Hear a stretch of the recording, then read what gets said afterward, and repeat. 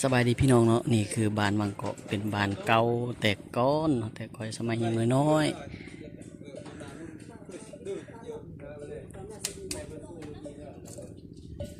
คือพวกอันมาแต่เหนือบ้านหรอกดีกับบ้านเลยบ่ยอมดาวอันว่าเราก็เลยไปต่อ6อยู่4เป็น6เราก็6ได้มา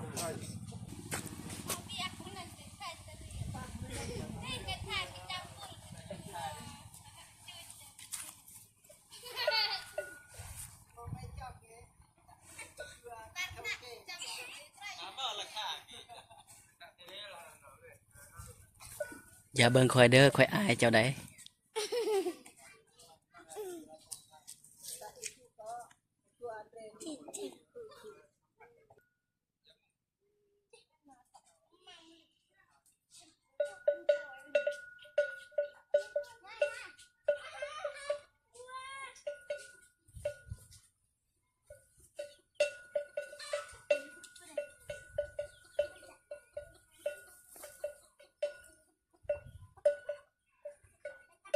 อันนี้คือบ้านวังเกาะเนาะเป็นชนเผ่าตะโอยหรือว่าฮาแจงนี่แหละนับแต่บ้านตัวเซนจนฮอดบ้านดูกเนาะเป็นชนเผ่าฮาแจง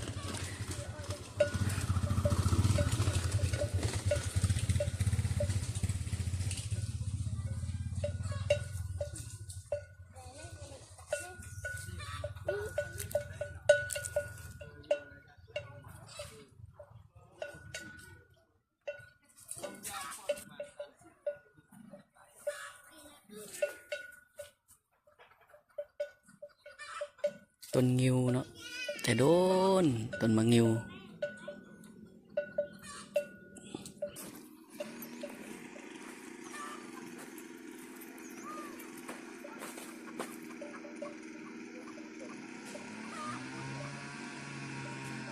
ถ่ายรูปประกย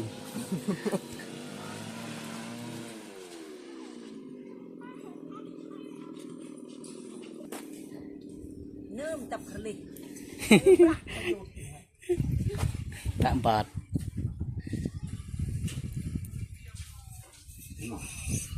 ada apa dengan anak yo macam ngaya gini kena mà tạm bạt mà ha bạt chui bác người ta sini lo tai mà tạm bạt tại sini người ta na jo mana kita ini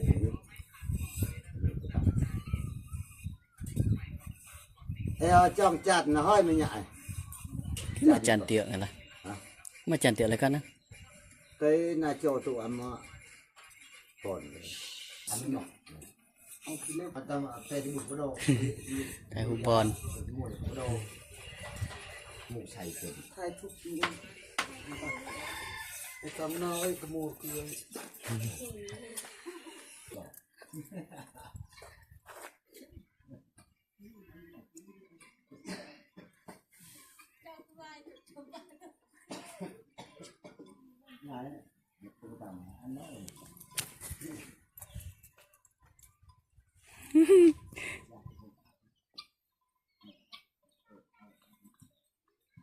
bên gì na cho là chỗ chăn em bên gì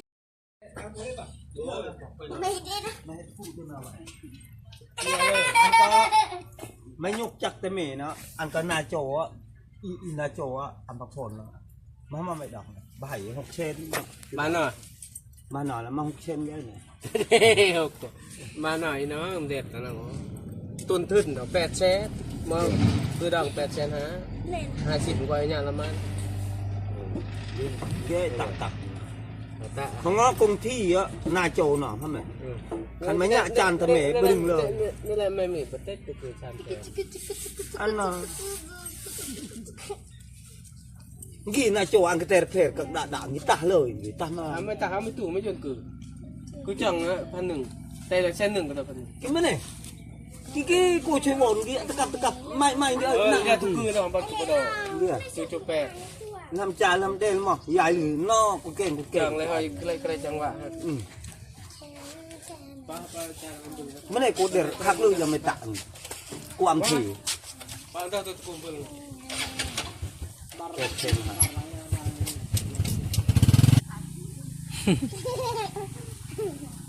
เ